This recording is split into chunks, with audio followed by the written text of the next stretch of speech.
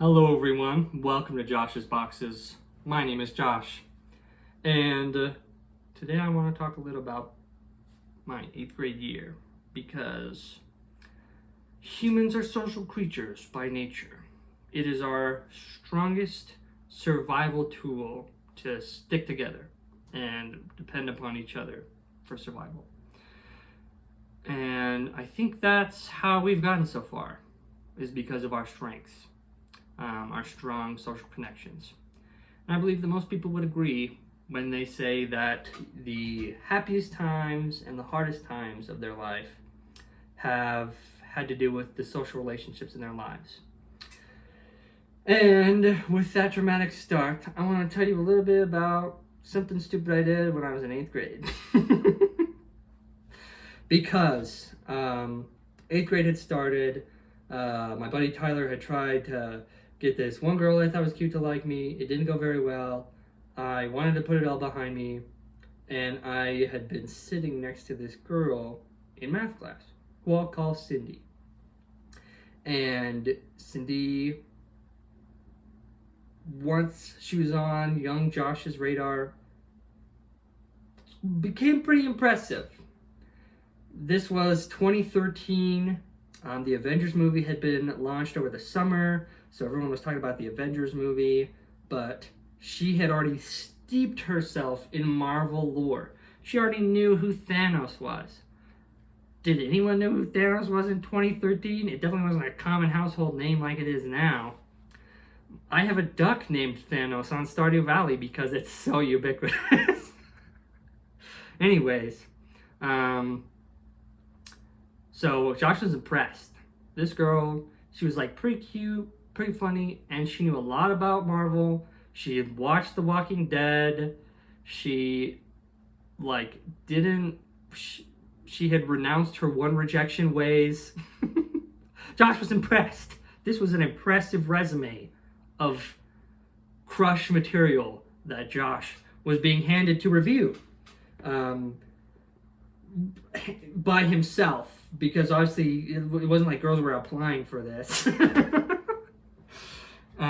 And so Josh got the feels for this girl named Cindy, who was actually best friends with Megan, the girl from my previous Crush Chronicles video. But it wasn't like I was like this like petty, like, oh, I'm going to date your best friend to get back at you kind of thing. It was just because like things weren't weird between, Megan and I. We were just friends. It's like, oh, we kind of liked each other at the end of 7th grade, but we're just different people, So things weren't weird.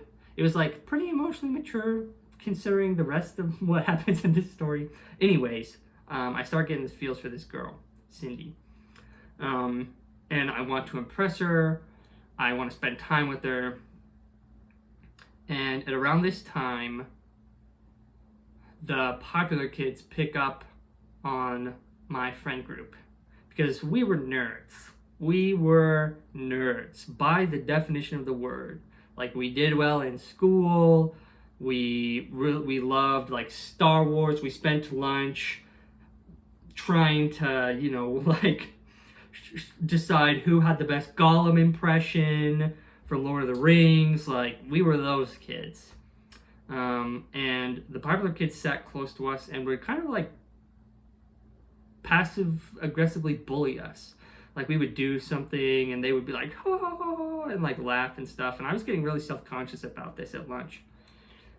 And so I decided that I was going to sit at Cindy's table because like I'd become kind of friends with her, and I sat right next to her and this kid named Caden in math, and Caden was really cool and he sat with her, and I kind of wanted to sit with them. I was like, I wanted to stop being bullied and I wanted to get closer to Cindy because I liked her. And so I stopped sitting with my friends and I sat with Cindy. And looking back, I really feel bad about that. Like, I don't have a lot of regrets in my life, but that's one of my regrets, is that I abandoned my friends in 8th grade to pursue a girl that I liked. And they were like, Josh, why don't you sit with us? What's going on? And I was like, I just want to spend time with other friends. Which was like true, but it was also like, sorry, you guys get bullied by the popular kids, and I don't want to have that happen to me anymore. And like, my friends could not have given two craps Like, they were like the most popular girl in school. I don't know. I don't know who that is. I don't know who's on the football team. Who cares? Did you catch the trailer for Force Awakens? That's dope. Like, that's what the stuff that we talked about. They didn't give one flying crap about any of that. And so I, being like super, like socially self-conscious and stuff, sat somewhere else. And to this day, I feel bad about it. But anyways, I start singing with Cindy, and that, to be fair, it had the intended effect. I started getting a lot closer to her, and I started making new friends. Caden, who I mentioned, who I was already sitting with at math, and this other kid named Logan. Caden and Logan. Those are important names, so remember those.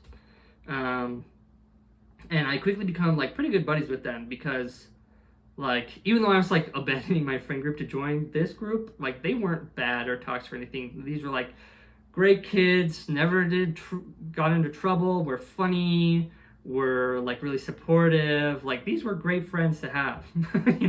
I just wish I would have become friends with them, not by abandoning my other friends. So after like a couple months of like sitting at their table and being friends with them and stuff, I was like, hey guys, we're at the point in our friendship where we need to spill who we have a crush on.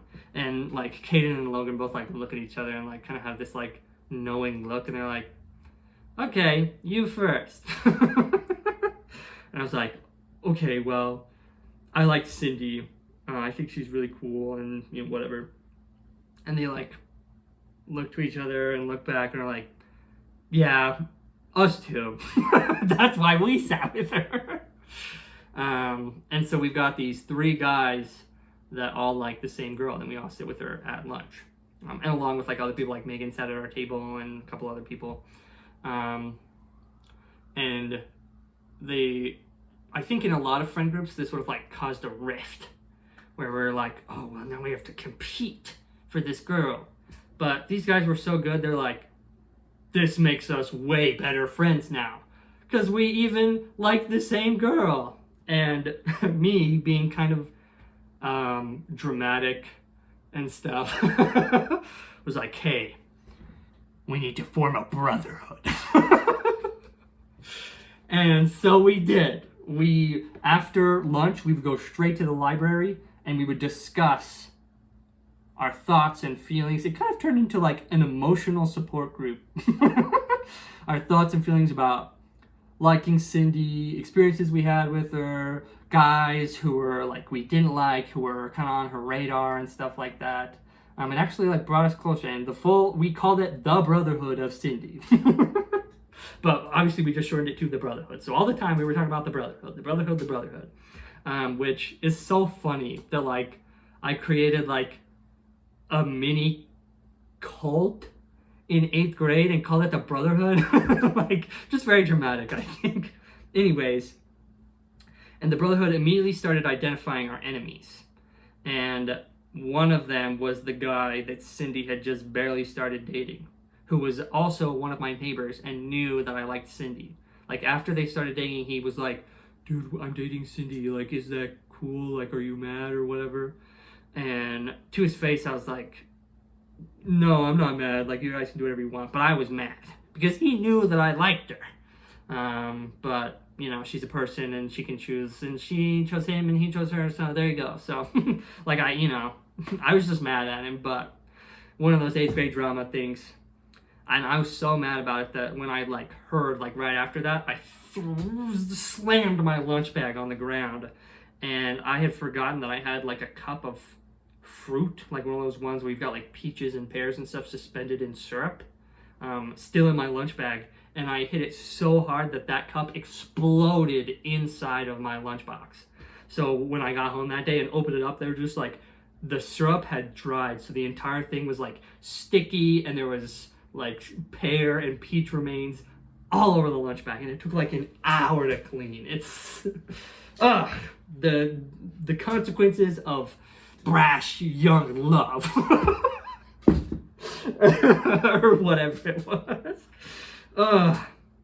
And so we were really mad about this, and we like talked about it all the time in our brotherhood meetings. And his code name was the Stallion. I don't know why we chose the Stallion, but But we called him the Stallion, and we were like venting about him all the time, like, oh, the Stallion and Cindy were holding hands. Oh, he's so stupid. Nah, nah, nah. Which I feel bad because he was kind of my buddy. We were in the same church group, and like he'd always been nice to me, and he like knew like I trusted him enough to tell him what girl I liked and stuff. So like I feel bad that we just kind of complained. It wasn't like we were like really talking trash about him. We just complained a lot. Anyways. But that relationship lasted like a month. It was 8th grade, you know, that's how it always goes. So Cindy and the Stallion broke up. I don't know what happened or why. I don't really care. But this left an opening.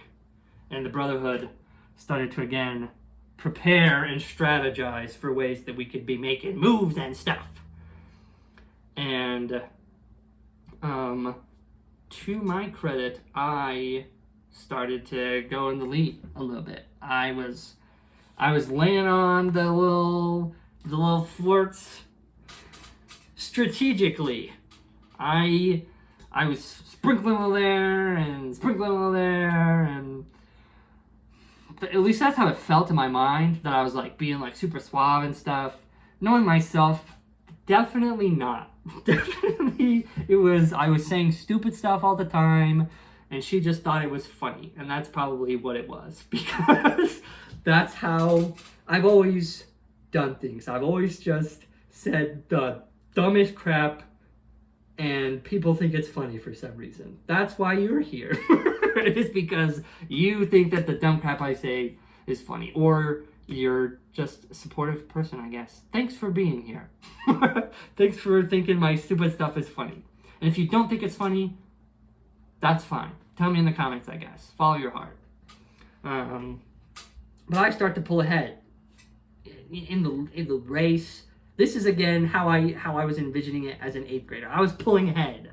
That she had like taken my phone and taken like a selfie on I guess it was my iPod at the time. She had taken my iPod and like taken a selfie so that I had a picture of her on my iPod. And we were in math class, and we did a lot of graphs in my 8th grade math class.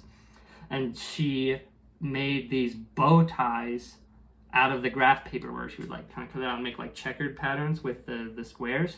And she gave them to me, and I wore them. I thought I was the coolest guy in school because I had these bow ties from Cindy. And I would like tape it like right here and be like, oh yeah, I've got my bow tie. I'm so freaking cool.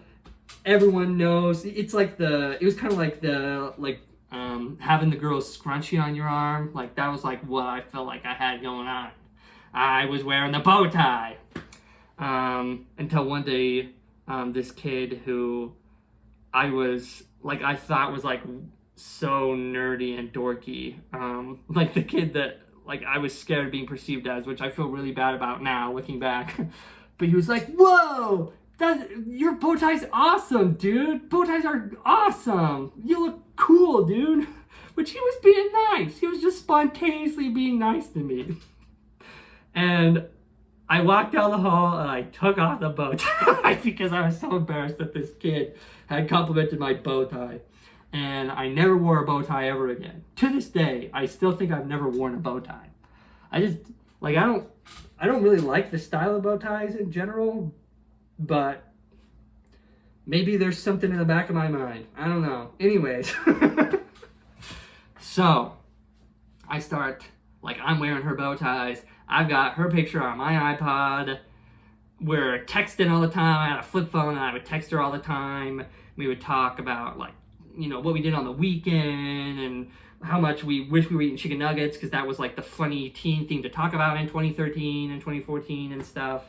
And I was feeling good about where I was with this girl. I felt like I was actually making a connection with her. It's crazy that when you connect with a girl, instead of just walking up to her out of the blue and telling her you like her, it's possible that she might like you back. It's insane. And so that's where I'm going to leave the story today, because right after this, what had turned into a little drama sprinkle there, a little flirt sprinkle here, someone just like opens the cork, pulls the cork off, opens the bottle, and just pours it everywhere because spring break hit. And a lot of stuff happened in spring break.